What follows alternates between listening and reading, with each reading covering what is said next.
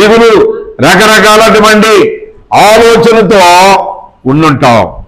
కనుకనే ఆ దేవాది దేవుడు నీకున్న ఆలోచనలన్నీ కూడా తొలగించి నిన్ను గొప్ప రక్షణతో అలంకరించాడు. ఆ గొప్ప రక్షణతో అలంకరించిన దేవాది దేవునికి, ప్రభువైన యేసుక్రీస్తు వారికి నీ యొక్క హృదయపూర్వకంగా దేవునికి ఏమి ఇవ్వాలా? ఏమి ఇవ్వాలి? స్తుతి చెల్లించాలి. స్తుతి చెల్లించాలి. అట్లా చేసినప్పుడు నీకంటే ఎక్కువగా దేవాది దేవుడు ఆనందించేవాడుగా ఉంటారు. అంతేకాకుండా దేవదూతలు కూడా సంతోషించేవారుగా ఉంటారు. ఎందుకు? కారణం ఏంటంటే దేవదూతలు ఏం ఆరాధన చేస్తున్నారు మనకు తెలుసు కదా. యెషయా గ్రంథం ఆరాధ్యం చదవద్దు కానీ ఏం ఆరాధన చేస్తున్నారు? వాళ్ళు ఏం ఆరాధన చేస్తున్నారు?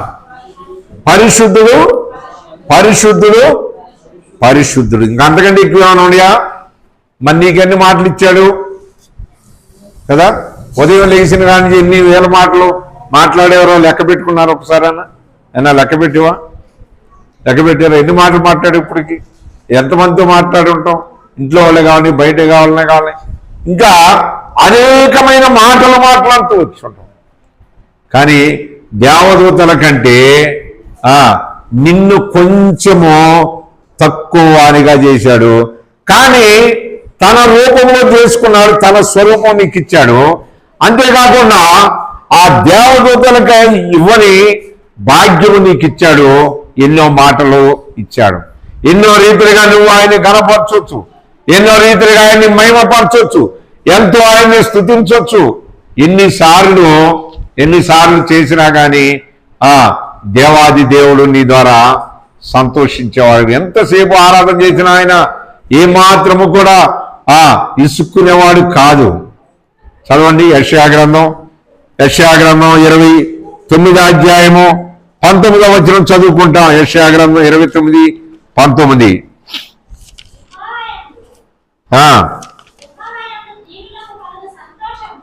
యెహోవా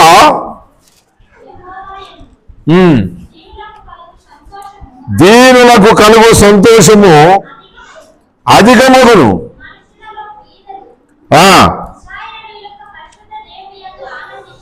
ఇజ్రాయేలు యొక్క పరిశుద్ధ దేవుడు ఆనందిస్తున్నాడు. కనుక మనుషులు ఆనందించే వాళ్ళు కాదు. మనుషులు ఏం చేస్తుంటారు? గణపరుచుకుంటూ ఉంటారు కదా. నువ్వు చాలా మంచివాడివి, నువ్వు మంచి సహాయం చేసేవాడివి అని అనేక విధాలుగా మనిషిని గణపరుస్తూ ఉంటారు, హెచ్చిస్తూ ఉంటారు, ఎంతగానో పొగుడుతూ ఉంటారు, రకరకాలుగా చేస్తూ ఉంటారు. కానీ సృష్టికర్త అయిన దేవుడు, సర్వాధికారి అయిన ఆ దేవాది దేవుడు నీ ద్వారా ఆనందించాలని కోరుకుంటున్నాడు. మీరు కాదు కానీ మా ఊరిలో ఒకసారి ఒక ఆఫీస్కి వెళ్ళాను, ఎంఆర్ఓ ఆఫీస్. నా ముందున్న ఆయన కూడా దేవుడు నమ్మాడు. మరి ఏ చర్చికి వెళ్తాడో తెలియదు కానీ చెప్పలేదు, నేను అడగలేదు, ఆయన చెప్పలేదు. కానీ చర్చికి వెళ్తాడని తెలుసు. ఎంఆర్ఓ గారి దగ్గరికి వెళ్ళినప్పుడు ఆమెని పొగుడుతూ ఉన్నాడు. అమ్మా మీరు కూడా దేవుడు నమ్ముకున్నారు, మీకు వందనాలమ్మా, మీరు చాలా మంచోళ్ళంట, అదంట ఇదంట అని ఆమెని బాగా ఏం చేశాడు అన్న. మీ పేరేంటి? పౌలా. చెప్పనా? పౌలా అని చెప్పాలి. ఇప్పుడు ఎలా హెచ్చించాడు? ఆయన చూస్తుంటే నాకు అర్థమైంది, మీ ఊరా నాది, నీ పక్కన నేను ఉన్నానా, నాకేమైనా తెలుసా వాళ్ళు, నువ్వు చెప్తుంటే వింటున్నాను అన్నట్టుగా చూస్తున్నాడు. చూడు, మంచిదే కానీ నేను చెబుతున్నాను, నా ముందు ఆయన ఎంత గణపరిచాడో.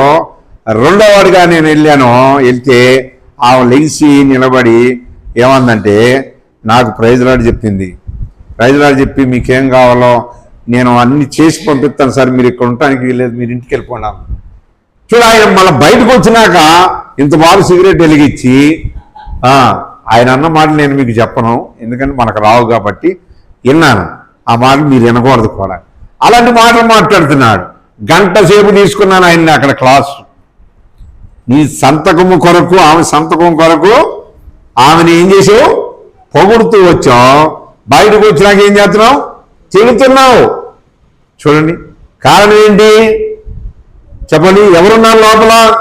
దేవుణ్ణి నమ్మాను అనుకుంటున్నాడు. మీరు కాదు, అక్కడ మా ఊర్లో సంగతి చెబుతున్నా. మీరు సీరియస్గా చూడకండి, మీరు చాలా మంచివాళ్ళు నాకు కనపడుతున్నారు. చూడ ఆ వ్యక్తిని మాట్లాడినప్పుడు తన చివరికి ఏం చెప్పాడంటే, మా పాస్టర్ గారు ఇన్ని మాటలు నాకు చెప్పలేదు, అసలు ఎక్కడ ఎలా ఉండాలో చెప్పలేదు, నాకు నేర్పింది ఏంటయ్యా అంటే దేవుణ్ణి నమ్మారు అని తెలిసినప్పుడు వాళ్ళకు వందనాలు పెట్టడం, వాళ్ళ పొగడతని నేర్పాడు. కనుకని మనం తిడతాం నేర్పామా? చూడండి, మనకి దేవుడు ఏం నేర్పాడు అన్నది మనం ఆలోచిస్తే, ఆ దేవాది దేవుడు ప్రభువైన యేసుక్రీస్తు వారు ఇక్కడ 19వ వచనంలో చెప్తున్నాడు కదా, ఏమని అంటున్నాడు? ఎవరంట సంతోషించేది? ఇజ్రాయేలు యొక్క పరిశుద్ధ దేవుని యందు ఆనందించెదరు.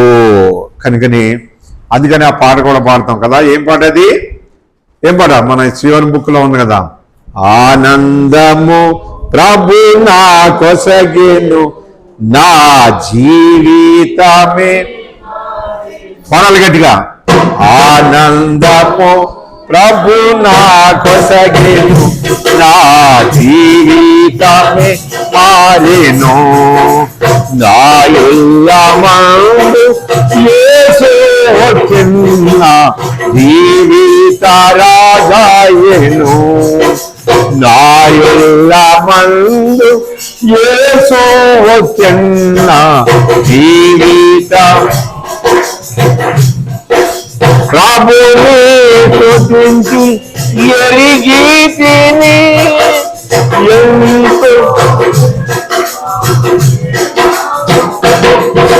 ప్రభుని రుచించి ఎరిగి తిని ఎంతో ఎంతో ప్రేమామూర్తి నీ స్వామంతమే జాంచాలేదు విలువైన ప్రభు ప్రేమను ఈ స్వామంతమే జాంచాలేదు విలువైన ప్రభు ప్రేమను ఆనందము ప్రభు నా కొసగెను నా జీవితమే.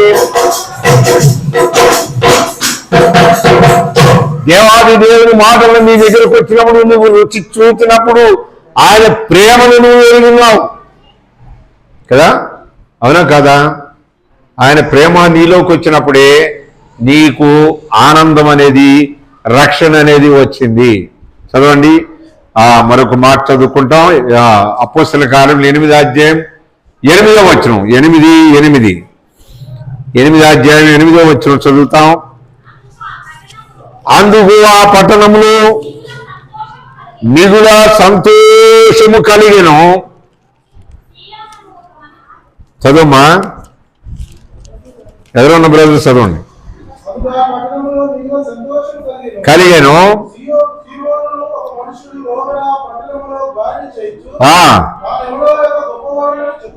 తానెవడో ఒక గొప్పవాడని చెప్పుకొనుచు ప్రతివాడు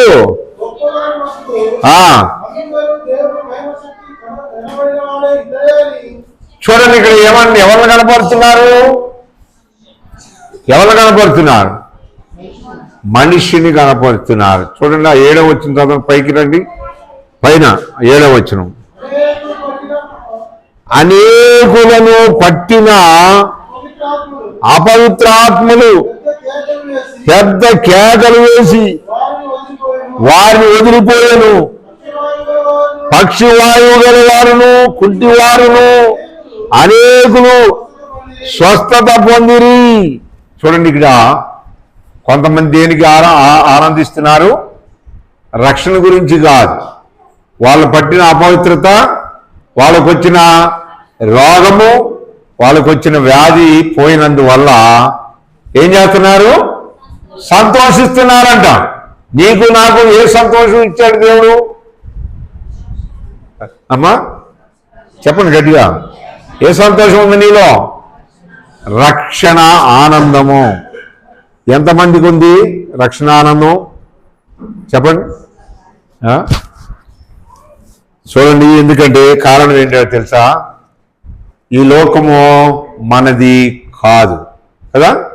లోకం మనది కాదు. ఒక రోజున కూడా పరలోకంలో కూడా చేయవలసింది ఏంటంటే ప్రభువుని స్తుతించాలి, పరలోకంలో దేవుని గణపరచాలి. అక్కడ అడుక్కునేది లేదు, అక్కడ వండుకునేది లేదు. ఉందా? రొట్టెలు చేసేది ఉందా? అక్కడ వంటలు వండుకునేది ఉందా? ఏమ్మా, తల ఒక పని ఏమన్నా అప్పగిస్తాడా దేవాది దేవుడు?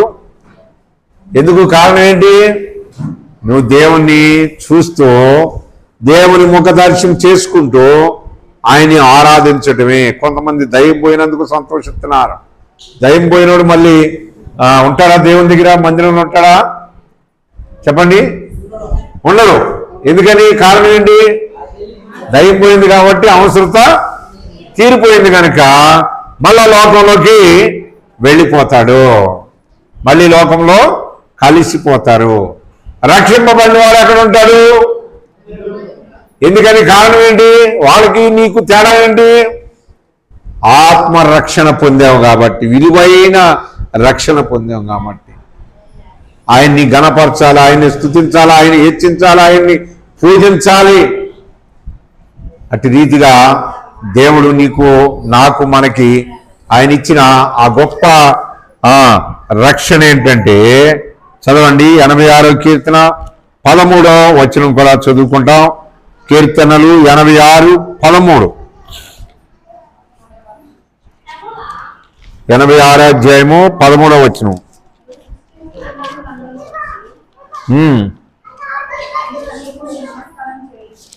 మా ఏంటి?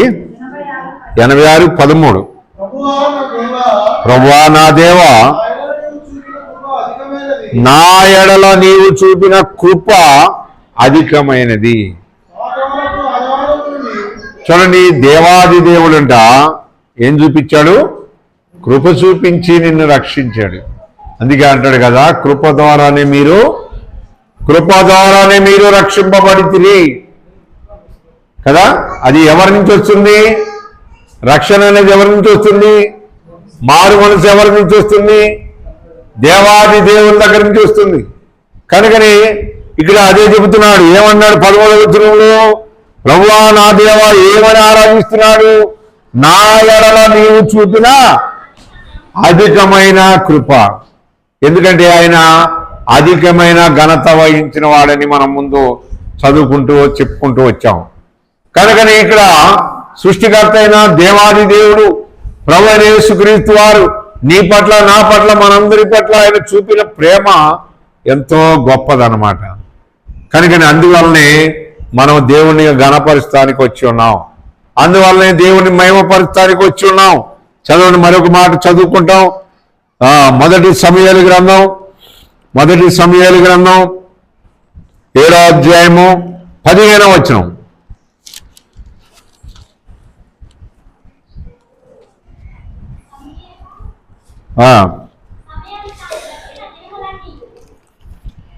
మొదటి సమూయేలు గ్రంథం 7వ అధ్యాయము 15వ వచనం. చదువమ్మా.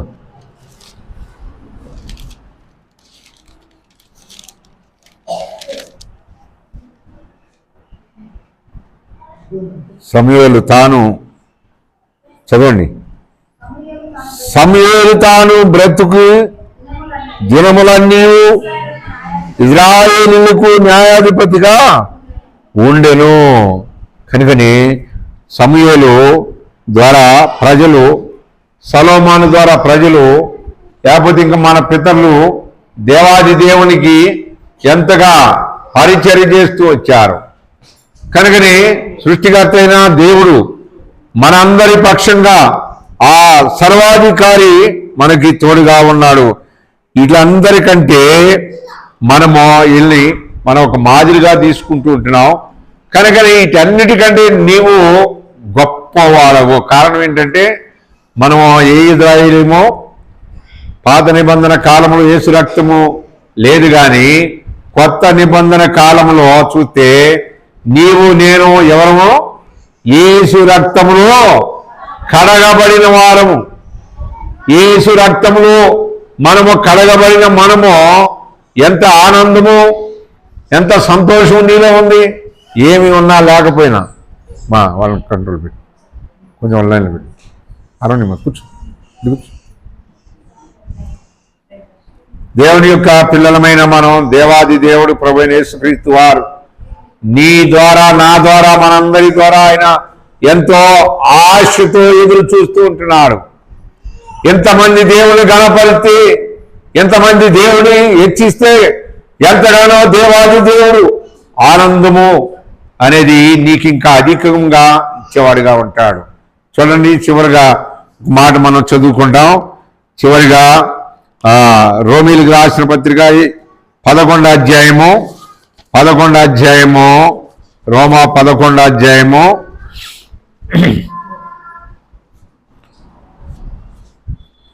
36వ వచనం.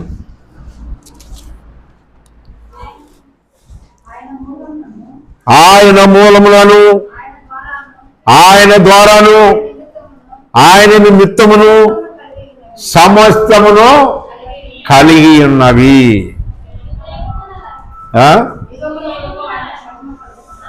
యుగముల వరకు, ఎప్పుడు వరకు కలగాలి? ఈ విషయం అపవాదికి తెలుసా తెలవదా? తెలుసు కదా. ఎందుకని తెలుసు అనా? ఎందుకని తెలుసు అపవాదికి? ఎలా తెలుసు అపవాదికి?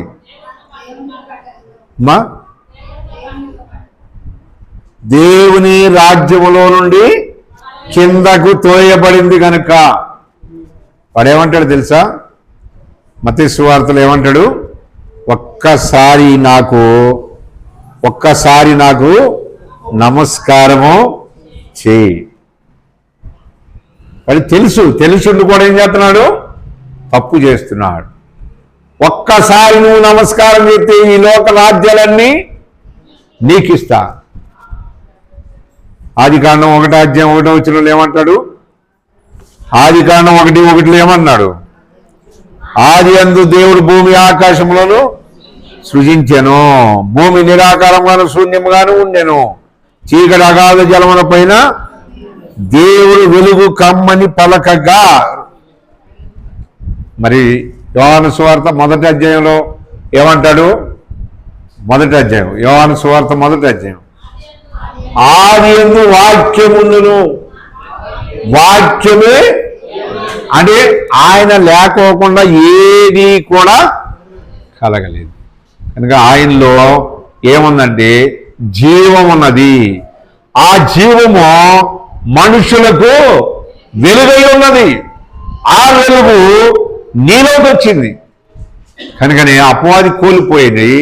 అపవాది నీకంటే నాకంటే మనందరికంటే మంచి అందగాడు, సౌందర్యవంతుడు కదా. అవునా కదా? వాడి వాయిద్యాలు వాయిద్యానంట, నాట్యం ఆడితే పరలోకమే కదిలిపోయిద్దంట. అలాంటి వాడికి ఏమొచ్చింది? గర్వం. ఏమొచ్చింది గర్వం? ఏం గర్వం వచ్చింది? మీరు తర్వాత చదువుకోండి. యెషయా గ్రంథం 14వ అధ్యాయంలో ఉంటుంది. వాడి పేరేంటంటే తేజో నక్షత్రమా, ఏకువ చుక్క, నీవెట్లు ఆకాశం నుండి పడితివి. వాడు ఏమంటాడంటే దేవుడి కంటే నేను పైగా సింహాసనం వేసుకోవాలనుకున్నానంట. దేవుడి కంటే పైగా ఎవడన్నా ఉంటాడా? దేవాది దేవుడు ఎవరంటే ఆరాధనలు యోగుడు, స్తుతులకు పాత్రుడు, స్తోత్రాలుడు. నువ్వు స్తుతిస్తే ఆయన సంతోషించేవాడు.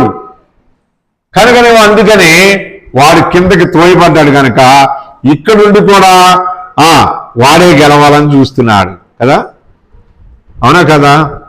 అందుకని అంటున్నాడు, నువ్వు ఒక్కసారి నాకు నమస్కారం చేస్తే చాలంటున్నాడు. ఒక్కసారి నమస్కారం చేయంటున్నాడు. చూడండి దేవుని బిడ్డలారా, మనము ఒక్కసారి కాదు కదా, ఒక పావుసారి కూడా మనం ఆయనకి ఏం చేయలేము. ఒక సెకండ్ కూడా వాడికి మనం నమస్కారము చేయలేము. కారణం ఏంటి? యేసు రక్తములో నేను మనల్ని అందరినీ కూడా కడిగిన వాడిగా ఉన్నాడు. అందుకే రోమీలకు రాసిన పత్రికలో మీరు చదువుతూ వచ్చారు కదా, ఏమన్నాడు అక్కడ? 3 మాటలు మనకి ప్రాముఖ్యంగా కనపడుతున్నాయి. ఏమన్నాడు? 36వ వచనంలో 11:36లో ఏమంటాడు? ఆయన మూలముగాను, ఆయన ద్వారాను, ఆయన నిమిత్తమును సమస్తమును కలిగి ఉన్నది. కనుకనే ఆ దేవాది దేవుని కంట యుగాయుగాలు కూడా ఏం కావాలా? మహిమ రావాలి. తరతరాలు కూడా ఆయనే పూజార్హుడు, పూజనీయుడు. కనుకని ఆ దేవాది దేవునికి నువ్వు మొక్కుతున్నావు, ఆ దేవాది దేవునికి నువ్వు ఆరాధన చేస్తున్నావు, ఆ దేవాది దేవుని యొక్క సన్నిధికి వచ్చి ఉన్నావు. కనుకని పెడచెవి పెట్టకుండా సృష్టికర్త అయిన దేవునికి మనం ఏక మనసుతో ఏకాగ్రితో దేవుని గణపరిచే వారంగా ఉందాం. మనం అందరం కూడా మరి కన్నులు మూసుకుని మోకరించి సృష్టికర్త అయిన దేవుని 1 by 1 ఒక బ్రదర్ ఒక సిస్టర్ ఆరాధన చేసేవారుగా ఉంటారు. కనుకనే మనం ఈ మధ్యలో ముందుగా సండే స్కూల్కి వెళ్ళేవారు sisters, Sunday school teacher first ఆరాధన చేసి వాళ్ళు వెళ్తారు, తర్వాత మిగిలిన వారు చేస్తాం. దేవుడి మాటలు దీవించిన దాకా. సండే స్కూల్కి వెళ్ళేవారు ఇచ్చిన వారు మొదటిగా ఆరాధన చేసి వెళ్ళిపోండి, పిల్లల్ని పంపించేయండి.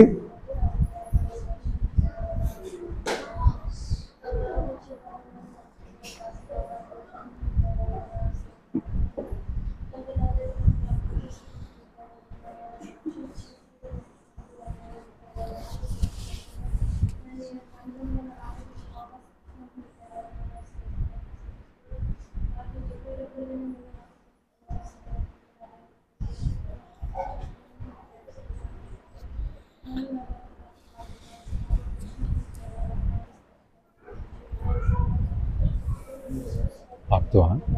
ఎందుకు? సరే ఆప్తా చూడు.